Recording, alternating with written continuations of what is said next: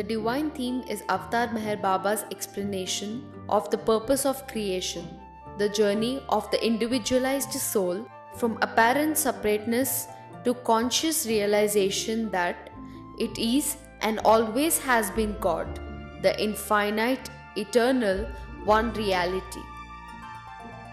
Infinite God exists eternally in a state of perfect indivisible poise and tranquility, neither conscious nor unconscious of itself.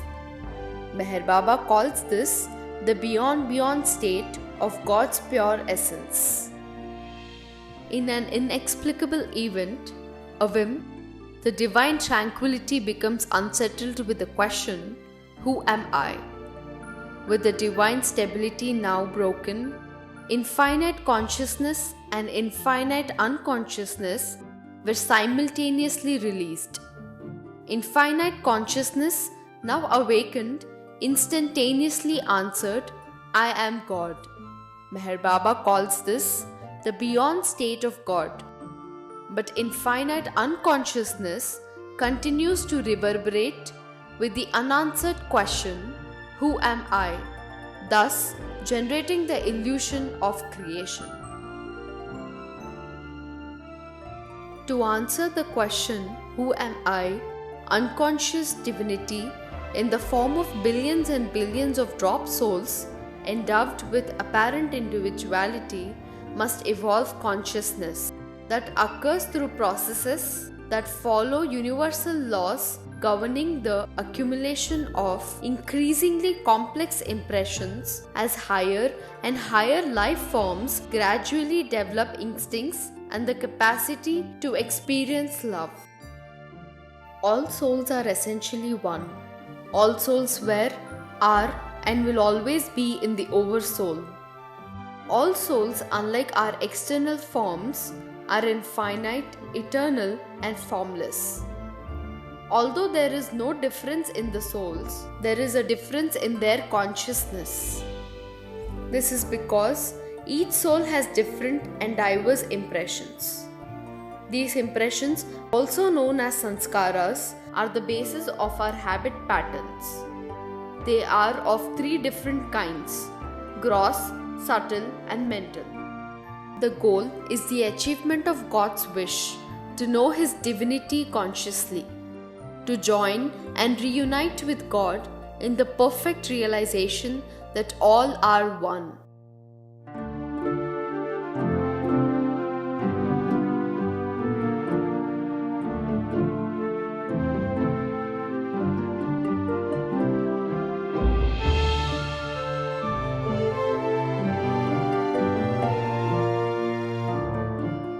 Meher Baba describes the process of evolution as a journey entailing 7 major leaps through the kingdoms of life.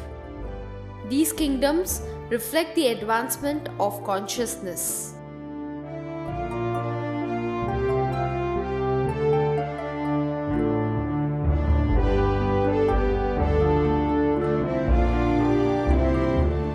The soul then experiences itself as myriad forms of rock, minerals, crystals, and gems. The force behind this process is the drive within finite consciousness to expand and be able to answer the original question, "Who am I?"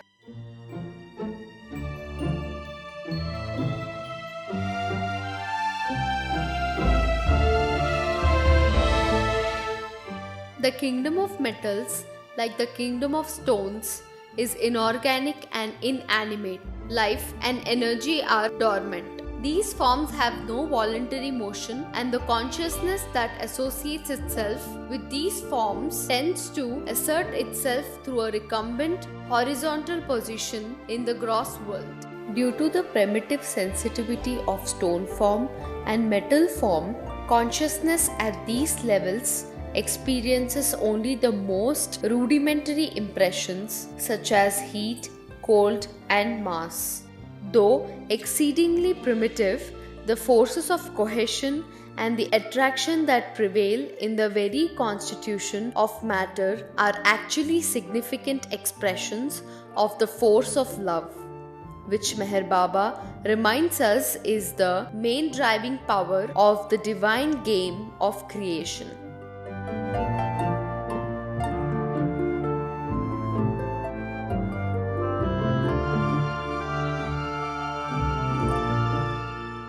In the vegetable kingdom, consciousness realizes itself as half animate and half inanimate. The increased consciousness of the vegetable form asserts its existence in the gross world through an upright or erect stand, though it can neither stand by itself nor move voluntarily from place to place, since it is rooted in one spot. The force of love increasingly manifests in this kingdom through the attraction the forms of vegetation exhibit towards light, water, and gravity.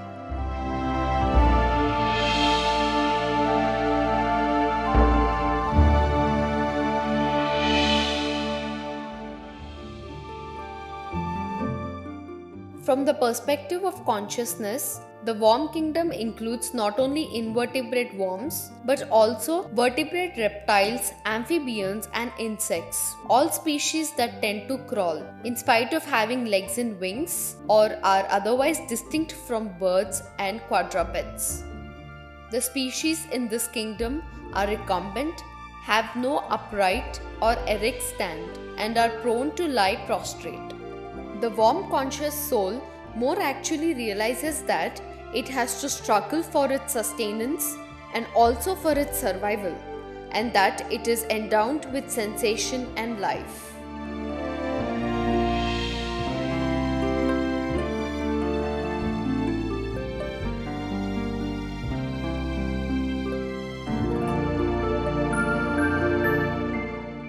The fish conscious soul now experiences that it is a living creature in water, a vertebrate endowed with life, sensation, and voluntary motion, and an animate creature with limbs modified into fins, and that it has to struggle for sustenance and survival.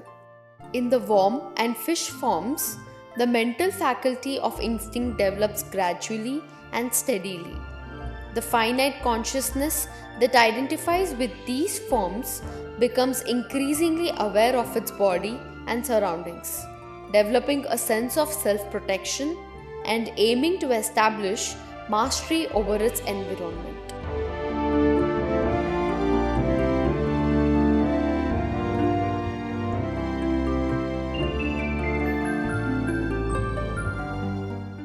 The bird form enriches consciousness with new experiences as a winged and feathered vertebrate, capable of flying in the air and with the help of its two legs of maintaining an erect stand in the gross world. The experience and force of love is amplified in this kingdom by the bonding of pairs of birds and their feeding and caring for their young.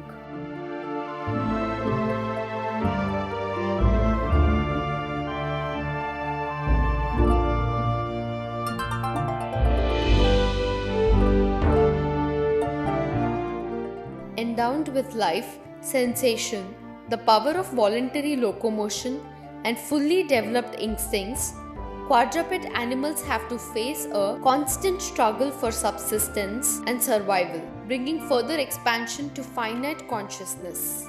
The chimpanzee, the fully evolved animal, eventually develops into a fully erect proto-human. In the higher animals, intellect and reasoning begin to appear, though their working is strictly limited by the play of instinct. Love becomes more explicit in the animal kingdom and is expressed as conscious impulse directed towards various objects in the surroundings.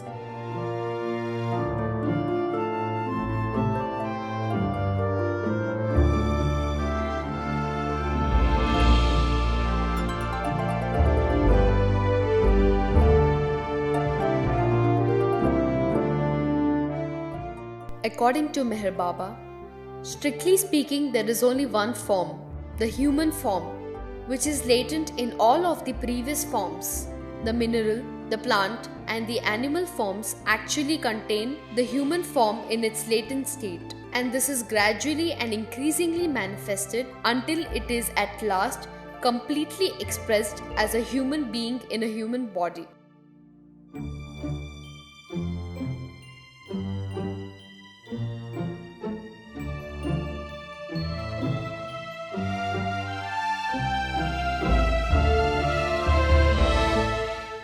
The soul still carries the burden of the primitive impressions of its past. These must all be experienced, exhausted, and released through a long chain of human lifetimes, which oscillate between opposites of human experience: happiness and misery, wealth and poverty, sickness and health, and so forth. Attaining human form completes the processes governed by the laws of evolution, but begins the maturation of human thought and feeling governed by the law of karma. As evolution advances, the accumulated impressions of the gross world become consolidated as instincts. These instincts, which Meher Baba describes as expression of the 7 root desires, create the veil separating man from his true self, which is God.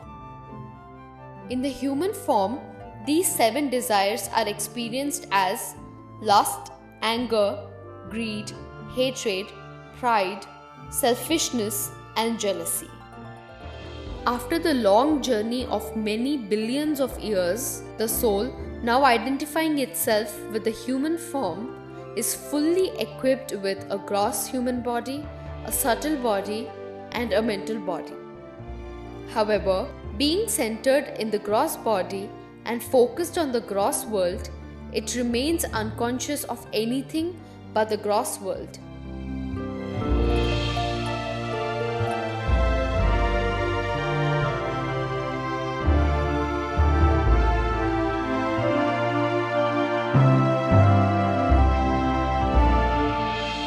After 84 lakhs of lives absorbing and balancing the full range of human impressions, interest in conventional values and the opposites of experience begins to wane, and consciousness reaches a turning point where the central questions of life emerge.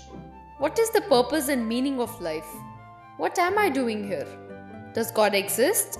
Who am I?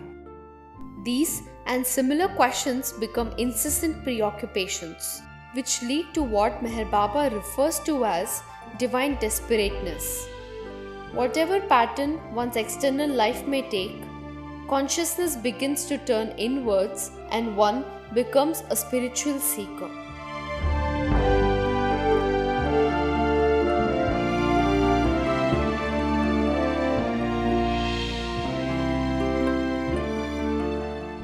The first plane is situated on the threshold between gross world and subtle world. The soul on this plane has half gross experience and half subtle experience. He gets the first glimpse of subtle world and experiences subtle sanskaras through gross senses. With gross eyes, he sees glimpses of subtle plane. With gross ears, he hears celestial music of subtle plane, and with gross nose, he enjoys the subtle scents.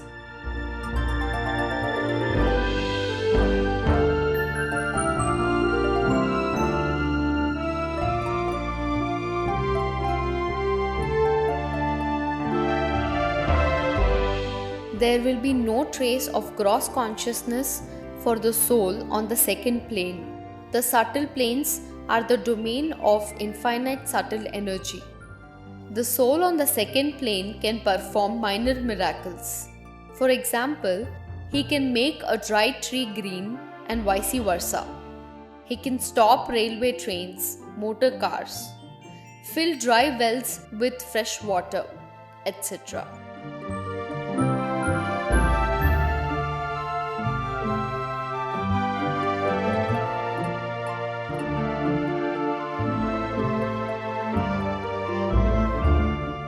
The subtle conscious soul on the third plane gains greater consciousness of the infinite subtle energy. He can perform grand miracles such as giving sight to the blind and restoring limbs to the maimed, etc. He can travel across the subtle planes using the vehicle of his subtle body.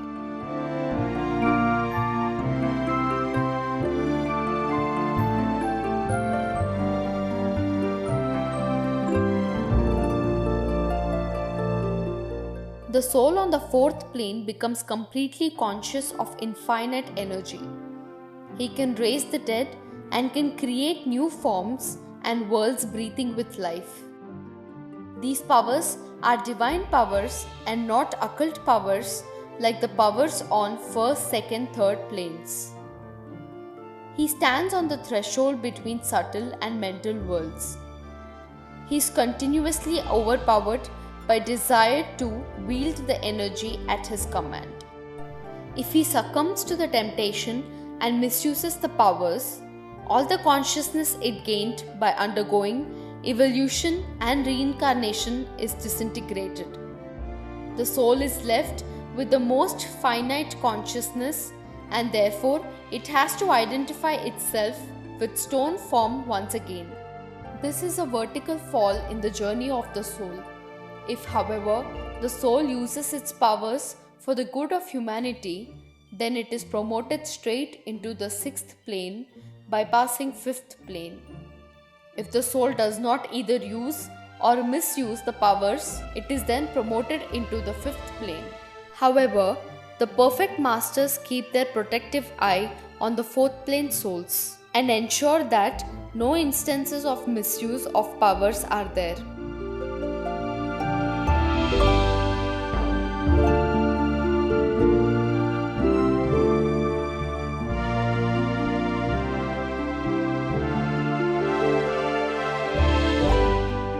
A soul on the fifth plane is completely conscious of the first section of the mind, that is thinking part. As it is no more conscious of the subtle, it cannot perform any miracles. He identifies himself with thoughts. He can create thoughts and control thoughts in all gross conscious and subtle conscious human souls. Though he cannot perform miracles, he can still induce human souls on the lower planes to perform miracles.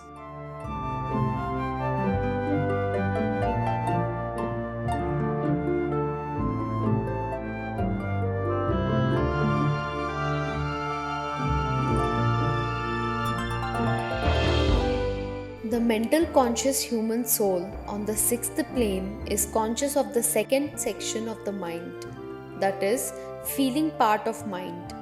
Here there are no thoughts at all. The only experience of the soul on the sixth plane is that of seeing, and that seeing is of seeing God face to face. But he still feels he is separate from God. The most characteristic feature of the sixth plane is that he longs for and feels for union with God.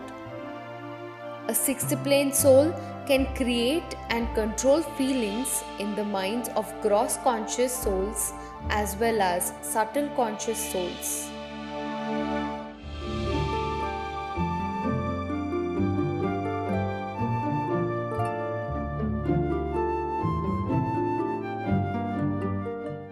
A soul on the seventh plane is conscious of himself as God and experiences infinite power, infinite knowledge, and infinite bliss.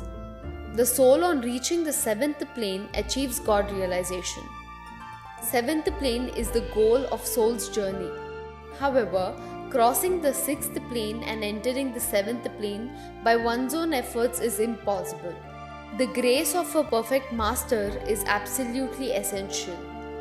In the seventh plane, there is no trace of limited ego, no consciousness of body, energy, and the mind. He has accomplished Manonash forever. For him, the creation ceases to exist.